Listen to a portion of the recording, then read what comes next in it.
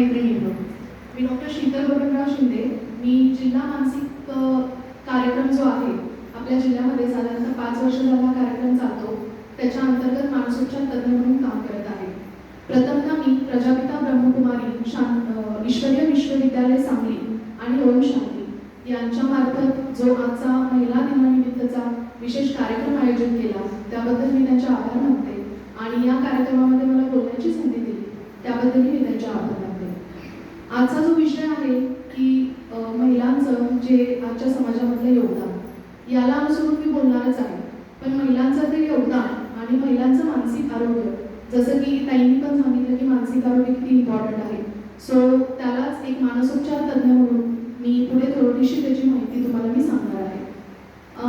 8 मार्च हा आपण महिला दिन म्हणून साजरा करतो. पण कोणाला माहिती आहे का की 8 मार्चच का? 8 मार्चलाच आंतरराष्ट्रीय महिला दिन म्हणून का साजरा केला गेला? तर त्याची एक छोटीशी स्टोरी आहे. साधारणतः 8 मार्च 1908 रोजी आपल्याला 20व्या शतकाच्या सुरुवातीला ना मतदानाचा अधिकारच नव्हता. स्त्रियांना मतदानाचा अधिकार दिला गेला नव्हता. त्याच्यासाठी प्रत्येक स्तरातून वेगवेगळे प्रयत्न केले गेले, पण त्याचा काहीही उपयोग झाला नाही आणि स्त्रियांना मतदानाचा अधिकार हा मिळाला नाही. त्यामुळं 8 मार्च 1908 रोजी ज्या वस्त्र उद्योगातल्या कामगार महिला होत्या त्यांनी एक मोर्चा काढला होता. म्हणजे त्यांची जी ड्युटी आहे, जी त्यांचे तास व्यवस्थित ठरवून द्यावे आणि आम्हाला मतदानाचा अधिकार मिळावा हाही मुद्दा त्यावेळेला मांडला गेला होता. पण त्यालाही काही यश मिळालं नाही. परंतु 8 मार्च हा दिवस महिला दिवस म्हणून साजरा करण्यात यावा असा एक ठराव मंजूर करण्यात आला. आपल्या भारतामध्ये प्रथमतः 8 मार्च 1943 रोजी आपण महिला दिन साजरा केला. 1971 रोजी पुन्हा एक आंदोलन केलं गेलं की ज्याच्यामध्ये मतदानाचा अधिकार मिळावा असं सांगण्यात आलं, पण तरीही आपण सफल झालो नाही. 1975 साली मग युनोनं काय केलं की ते जे वर्ष होतं ते महिला वर्ष म्हणून सेलिब्रेट करण्यात यावं असं ठरवलं. आणि त्यानंतर मात्र महिलांचे जे मुद्दे होते ते ठळकपणे सगळ्यांसमोर मांडले जाऊ लागले आणि मग फायनली आपल्याला मतदानाचा अधिकार मिळाला. आणि म्हणूनच 8 मार्च हा दिवस फक्त हॅपी वुमन्स डे एवढंच एकमेकाला म्हणण्यासाठी इम्पॉर्टंट नाहीये, तर आपण खरंच एक महिला आहोत आणि आपल्याला काहीतरी मिळालंय किंवा आपण काहीतरी करू शकतो म्हणून हा दिवस आपण जागतिक महिला दिन म्हणून सेलिब्रेट करतो. आता महिला हा दिवस आहे, महिला दिन हा एक दिवस आहे.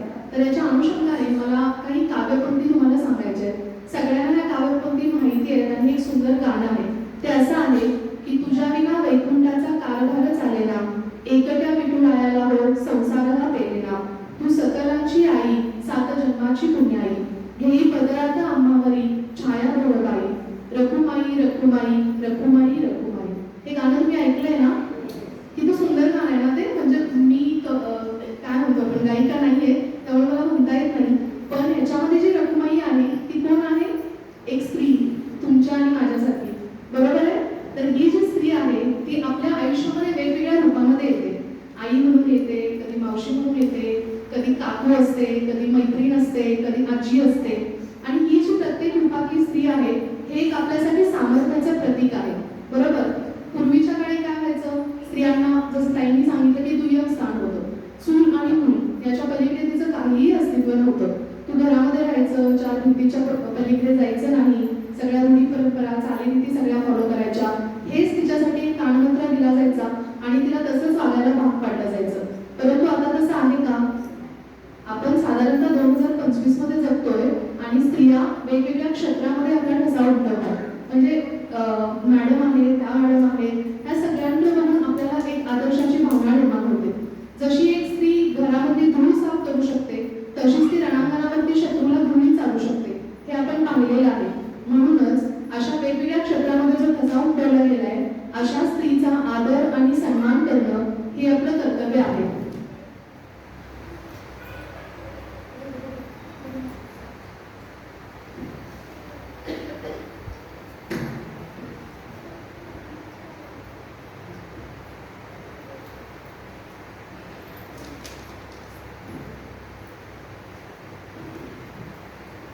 ऐकू येतंय? ओके, मग मी सांगत होते की अशा स्त्रीचा सन्मान आणि आदर आपण सगळेच करतो, परंतु स्त्रियांच्या शारीरिक आरोग्याकडे आणि मानसिक आरोग्याकडे तेवढं व्यवस्थित बघितलं जातं का? म्हणजे आजही मी बघते माझ्या ओपीडीमध्ये खूप सारे पेशंट येतात आणि साधारणतः फिमेल पेशंट खूप स्त्रिया खूप आहेत शारीरिक दुखणी घेऊन येतात, पण आफ्टर वन लिमिट त्यांच्या घरचे पण त्यांच्याकडे दुर्लक्ष करायला सुरुवात करतात की काय उठून रोज तुझं दुखत असतं, किती डॉक्टर्स करायचे. हा प्रत्येकाच्या घरी बोलला जाणारे एक वाक्य आहे. तसंच मानसिक आरोग्य म्हणजे शारीरिक आजाराला तरी डॉक्टरांकडे घेऊन गेलं जातं, डॉक्टरांना सांगितलं जातं, पण मानसिक आरोग्याविषयी बोललं जातं का? मानसिक आरोग्य ही आज पण स्टिग्मॅटाइज्ड आहे, त्याला एक काळिमा आहे. एखाद्या स्त्रीला जर मानसिक त्रास होत असेल तर त्या स्त्रीला प्रत्येक वेळेला डॉक्टरांकडे घेऊन गेलं जात नाही, किंवा मग तिला हे मानसिक वगैरे असं काही नसतं, काहीतरी भूतबाधा झाली असावी वगैरे असं म्हणून त्या सगळ्या गोष्टी केल्या जातात. तर आजही स्त्रियांमध्ये मानसिक आजार होण्याचं प्रमाण जास्त आहे का? त्याचं उत्तर कोणाला माहिती आहे का? पुरुषांपेक्षा स्त्रियांमध्ये मानसिक आजार जास्त प्रमाणामध्ये होतात. तर याची काही कारणं आहेत. कारण की स्त्रियांना ताणतणाव जास्त प्रमाणामध्ये सहन करावा लागतो, म्हणजे तिला घरचं आवरावं लागतं, बाहेरचं आवरावं लागतं, ताणतणाव दुप्पट प्रमाणामध्ये सहन करावा लागतो. दुसरी गोष्ट म्हणजे स्त्री जी असते ना ती मनमोकळेपणाने बोलत नाही. म्हणजे पुरुष कसे असतात, काही प्रॉब्लेम आला तर मित्रांसोबत जाऊन गप्पा मारणार, बोलणार, काही लोक पार्टीज पण करतात, पण स्त्रीला तशी मुभा आहे का मनमोकळेपणाने बोलावं? याची मुभा नसल्यामुळे ती स्त्री मनामध्ये त्या सगळ्या गोष्टी ठेवते आणि मग त्या गोष्टी बाहेर न पडल्यामध्ये शारीरिक दुखणी वर यायला लागतात आणि मानसिक आजार सुरू होतो. तिसरं म्हणजे मेनोपॉझल एज ग्रुप जो असतो, साधारणतः 42 ते 48 वर्षापर्यंत पाळी जाते. या वयामध्ये काय होतं, इस्ट्रोजन जो हार्मोन आहे त्याची पातळी कमी होते आणि अशा वेळेला मानसिक जे टेन्शन्स आहेत, ताणतणाव आहे, ते सहन करण्याची क्षमता स्त्रीची कमी होऊन जाते. आणि चौथं म्हणजे स्त्री आणि पुरुष यांच्या मेंदूमध्ये असलेला रचनात्मक बदल, त्यामुळे स्त्रियांमध्ये मानसिक आजार होण्याचं प्रमाण हे जास्त प्रमाणामध्ये आहे. साधारणतः 41.9% स्त्रिया ह्या मानसिक आजाराने ग्रस्त आहेत. हा फक्त एक आकडा आहे, म्हणजे ज्या स्त्रिया आपल्यापर्यंत पोहोचतात त्याच्यावरून हा आकडा काढला गेला आहे, पण मोर दॅन 50% स्त्रियांमध्ये मानसिक आजार झालेला हा आढळून येत आहे. तर स्त्रियांमध्ये कुठल्या कुठल्या प्रकारचे मानसिक आजार आढळतात? आपल्या सगळ्यांना माहिती आहे की डिप्रेशन, बरोबर, ज्याला आपण उदासीनता म्हणतो. डिप्रेशनमध्ये असलं की माणूस आत्महत्येचे प्रयत्न करतो, किंवा मग जनरलाइज्ड अँझायटी डिसऑर्डर. हा जो आजार असतो ना तो प्रत्येक स्त्रीला असतो, म्हणजे 24/7 आपण कुठल्या ना कुठल्या गोष्टीची काळजी करत राहतो आणि ती काळजी पॉझिटिव्हली करत नाही तर निगेटिव्हली करतो. म्हणजे घरातून कोणी गाडी घेऊन बाहेर गेलं तर आपण म्हणतो व्यवस्थित जा, पडशील बिडशील, ॲक्सिडेंट होईल, हो ना. म्हणजे आपल्या मनामध्ये निगेटिव्ह विचार सतत चालू असतात. झोपेचे आजार असतात, काही वर्षानंतर झोप लागणं बंद होतं. इटिंग डिसऑर्डर नावाचे आजार असतात, ज्याच्यामध्ये स्लिम अँड क्लीन राहण्याचा जो एक मुद्दा आहे त्याच्यामुळे खाण्यापिण्यामध्ये स्वतः बदल केले जातात, त्याच्यामुळे मानसिक आजार होऊ शकतात. पॅनिक डिसऑर्डर आहे, ज्याच्यामध्ये हातपाय थंड कापणं, छातीची धडधड वाढणं, हातापायाला घाम येणं, चक्कर येऊन पडणं, यासारख्या अनेक गोष्टी होतात. सततची डोकेदुखी होत राहते, झोप व्यवस्थित लागत नाही, किंवा मग ग्रीप रिॲक्शन, आपलं जवळचं व्यक्ती एखादं एक्सपायर झालं तर ते जे आहे ते फिलिंग आपण सहन करू शकत नाही, किंवा एखाद्या गोष्टीबरोबर आपल्याला ॲडजस्टमेंट करण्याची वेळ आली तर आपण ॲडजस्टमेंट न केल्यामुळे डिप्रेशनमध्ये जातो. तर ही सगळी मानसिक आजाराची स्वरूपं आहेत. त्याचप्रमाणे प्री मेन्स्ट्रुअल सिंड्रोम, पाळी यायच्या आधी साधारणतः 3 ते 4 दिवस स्त्रियांमध्ये काही मानसिक लक्षणं सुरू होतात, जसं की डोकेदुखी, चिडचिडेपणा, उदासपणा, यासारखी जी मानसिक आजाराची लक्षणं सुरू होतात त्याला आपण प्री मेन्स्ट्रुअल सिंड्रोम PMS असं म्हणतो. आणि हा साधारणतः बऱ्याच स्त्रियांमध्ये आढळणारा एक मानसिक आजार आहे. आणि पोस्ट मेनोपॉझल डिप्रेशन, जसं की मी सांगितलं की पाळी जाण्याच्या वयामध्ये स्त्रियांना थोडंसं डिप्रेसिव्ह सिम्पटम्स जाणवतात, कारण की शरीरातली इस्ट्रोजन लेवलची पातळी जी आहे ती कमी झालेली असते आणि त्याच्यामुळे साधारणतः 100मध्ये 8, म्हणजे एवढं मोठं प्रमाण आहे, 8% स्त्रियांना हे पोस्ट मेनोपॉझल डिप्रेशनचे लक्षणं दिसून येतात. आणि सगळ्यात महत्त्वाचा मुद्दा म्हणजे पोस्टपार्टम डिप्रेशन किंवा पोस्टपार्टम सायकोसिस. साधारणतः 1000 डिलिव्हरीमध्ये एका स्त्रीला पोस्टपार्टम डिप्रेशन किंवा पोस्टपार्टम सायकोसिसचा आजार होतो. हे कशामुळे होतं तर डिलिव्हरीच्या दरम्यान झालेला जास्त प्रमाणातला रक्तस्राव असू दे, किंवा डिलिव्हरी झाल्यानंतर बाळाला जे लक्ष दिलं जातं ते त्या स्त्रीला लक्ष दिलं जात नाही, तिला एकदम निग्लेक्ट केलं जातं आणि ती एकटी पडून जाते. या सगळ्या गोष्टींमुळे जे केमिकल इम्बॅलन्स होतो आपल्या मेंदूमध्ये त्याच्यामुळे ती स्त्री पोस्टपार्टम डिप्रेशन किंवा पोस्टपार्टम सायकोसिसमध्ये जाते. एक स्त्री 1000 स्त्रियांमध्ये एवढा त्याचा जास्त प्रमाणातला रेट आहे. त्यामुळे हे सगळे मानसिक आजार, म्हणजे हेच नाही तर अशा प्रकारचे अनेक मानसिक आजार स्त्रियांमध्ये होत असतात आणि म्हणूनच या मानसिक आजाराकडे आपण विशेष लक्ष दिलं पाहिजे. आणि असे मानसिक आजार असतील तर त्या स्त्रीला आपल्या घरातल्या कुठल्याही मुलीला आपण डॉक्टरांची मदत घ्यायला ओपीडीपर्यंत घेऊन गेलं पाहिजे. तर आता महिला दिन आहे, हे सगळं आपल्याला माहिती आहे. ताईंनी पण आपल्याला खूप चांगली माहिती दिली, म्हणजे मलाही खूप आवडली.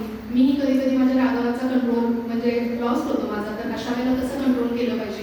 किंवा असं मी म्हणते ना, मी पण घरी म्हणते की मी टॉक टू विन, म्हणजे आपल्याला ना जिंकायचं असतं म्हणूनच आपण बोलतो, कधी आपण पुढच्याचं बोलणं ऐकून घेत नाही. सो माझ्याबरोबर दुसऱ्यांनी पण स्वतःमध्ये हे सगळे बदल करायला हवेत. जर आपलं मानसिक आरोग्य आपल्याला चांगलं ठेवायचं असेल तर तुम्हाला इथे रोज मार्गदर्शन मिळतच असेल, पण माझ्याकडून थोडंसं म्हणून मी थोडंसं तुम्हाला सांगणार आहे. जसं की शारीरिकदृष्ट्या आपण स्टेबल राहायला हवं, सुदृढ राहायला हवं. बीपी, साखर, दमा हे वयोमानानुसार येणारे आजार आहेत, परंतु जी छोटी छोटी दुखणी असतात ना, ती अंगावरती न काढता आपण डॉक्टरांची मदत घेणं, रोजचा रोज व्यायाम करणं हे खूप जरुरीचं आहे. सोशली कनेक्टेड राहा, म्हणजे अलिप्त राहणं, घरातच राहणं हे करू नका. आता स्त्रिया बाहेर पडतात, पण तरीही लोकांमध्ये मिक्स होणं, चांगले विचार ऐकणं, चांगले विचार फॉरवर्ड करणं हे खूप इम्पॉर्टंट आहे. ध्यानधारणा करा, म्हणजे प्राणायाम, योगासनं, मेडिटेशन जे काही आपल्याला जमतं ते थोडंसं करायला हरकत नाही आहे. स्वतःसाठी वेळ द्यायला हवा. साधारणतः रोज 30 मिनिट तुम्ही स्वतःसाठी द्यायला हवे. स्वतः थोडंसं कधीतरी आरशासमोर उभं राहून स्वतःला प्रेज करू शकता की तू छान आहेस, तू छान दिसते, तू छान करू शकते. हे सेंटेन्सेस जर तुम्ही स्वतःसाठी ऐकवले तरी आपल्याला पॉझिटिव्ह राहायला मदत होईल.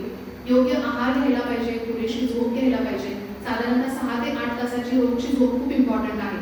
छंद जोपासायला हवेत, आपल्याला जे आवडतं ते आपण करायला हवं. इम्पॉर्टंट थिंग इज दॅट की स्वतःला कमी लेखायचं नाही, म्हणजे सेल्फ रिस्पेक्ट हा पहिलाच मुद्दा होता जो डिस्कस झालेला आहे, ज्याच्यामध्ये स्वतःची पाठ थोपटायला मिळाली हे खूपच छान होतं. सो आत्मविश्वास आपण टिकवून ठेवला पाहिजे.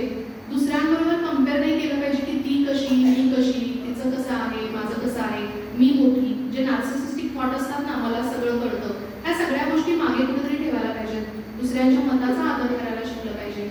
जर दुसरं काही चांगलं सांगत असतील तर आपण ते ऐकून घेतलं पाहिजे, आणि जर त्या चांगल्या गोष्टी असतील तर स्वतःमध्ये अंगीकारल्या पाहिजे. त्याच्यामुळं काय होईल, आपणच स्वतः चांगले बनू, बरोबर आहे की नाही. तर ह्या गोष्टी केल्या तर काय होईल, मानसिक ताणतणाव कमी होऊ शकतो. गोष्टी प्रायोरिटाईज करायला शिका. ज्या गोष्टींना प्रायोरिटाईज करायचं आहे, जास्त वेळ द्यायचा आहे, या गोष्टींना चांगला वेळ द्या. ज्या गोष्टी मागे ठेवू शकतो अशा गोष्टींना मागे ठेवा, म्हणजे आपली चिडचिड होणार नाही, स्ट्रेस वाढणार नाही. आणि इम्पॉर्टंट थिंग इज दॅट आत्मविश्वास पूर्ण राहा, पॉझिटिव्ह राहा. कारण ज्या वेळेला आपण पॉझिटिव्ह लोकांच्या सानिध्यामध्ये राहतो किंवा पॉझिटिव्ह विचार करतो त्यावेळेला आपल्या ब्रेनमध्ये एक हॅपी हार्मोन असतं. ते हॅपी हार्मोन्स प्रवतं आणि त्याच्यामुळे आपल्याला काय वाटतं, सगळं छान छान वाटतं. आतमध्ये पण छान छान वाटतं आणि बाहेर पण छान छान वाटतं. त्यामुळे ऑप्टिमिस्टिक थिंकिंग करायला शिका. पेसिमिस्टिक थिंकिंग म्हणजे निगेटिव्ह थिंकिंग करायची गरज नाही आहे. आता तुम्हाला तर माहीतच आहे ना, म्हणजे आपण ज्यावेळेला जन्माला येतो त्याला आपल्या आयुष्यामध्ये पहिली स्त्री कोण येते, डॉक्टर फिमेल असेल तर ठीक आहे, पण त्यानंतरची स्त्री असते ती आई असते, बरोबर आहे ना. आईला आपण पहिला गुरु मानतो, तिच्या पावलावर पाऊल टाकून आपण चालायचा प्रयत्न करतो, ती म्हणजे आई. तिच्यामुळे आपल्या शरीरामध्ये, आपल्या मनामध्ये आत्मविश्वास निर्माण होतो. त्यानंतरच्या ज्या स्त्रिया ज्या होऊन गेलेल्या आहेत किंवा ज्या आता आपल्यासमोर आहेत, अशा कितीतरी स्त्रिया आहेत ज्यांची एक्झाम्पल आहेत, जसं की राष्ट्रमाता जिजाऊ ज्यांनी शिल्पांना घडवलं, बरोबर आहे, किंवा झाशीची राणी लक्ष्मीबाई, पुण्यश्लोक अहिल्याबाई होळकर, किंवा मग सावित्रीबाई फुले ज्यांच्यामुळे आपण आहोत, ज्यांनी मुलींची पहिली शाळा काढली, त्यांच्यामुळे आपण शिकलो, ते ज्योतिबा फुले आणि सावित्रीबाई फुले.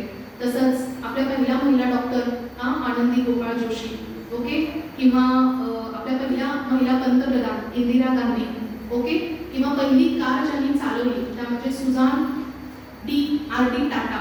पहिल्या ज्या राज्यपाल होत्या आपल्या सरोजिनी नायडू, मदर तेरेसा, सोनिया गांधी.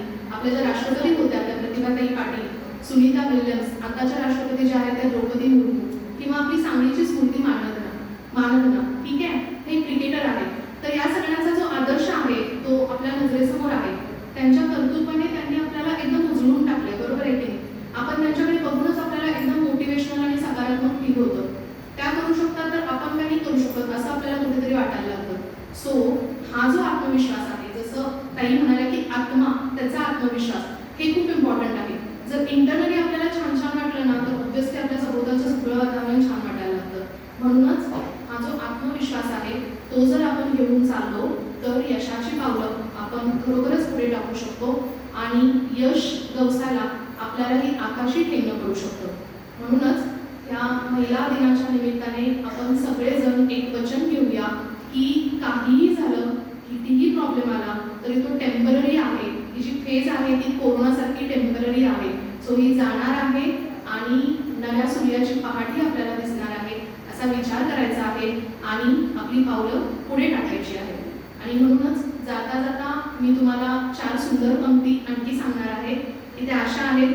जन्माला आली आहेस थोडं जगून बघ, जन्माला आली आहेस थोडं जगून बघ, जीवनात दुःख खूप आहे थोडं सोसून बघ, चिमूटभर दुःखाने कोसळू नको, चिमूटभर दुःखाने कोसळू नको, यशाची चव चाखून बघ, अपयश येतं निरखून बघ, दुःखाचे पहाड चढून बघ, डाव मांडणं सोपं असतं थोडं खेळून बघ, डाव मांडणं सोपं असतं थोडं खेळून बघ, घरटं बांधणं सोपं असतं त्या घरट्यातली मजा घेऊन बघ, घरटं बांधणं सोपं असतं त्या घरट्यातली मजा घेऊन बघ, जगणं कठीण आणि मरणं सोपं असतं, जगणं कठीण आणि मरणं सोपं असतं, थोडं आनंदाने जगून बघ, थोडं आनंदाने जगून बघ.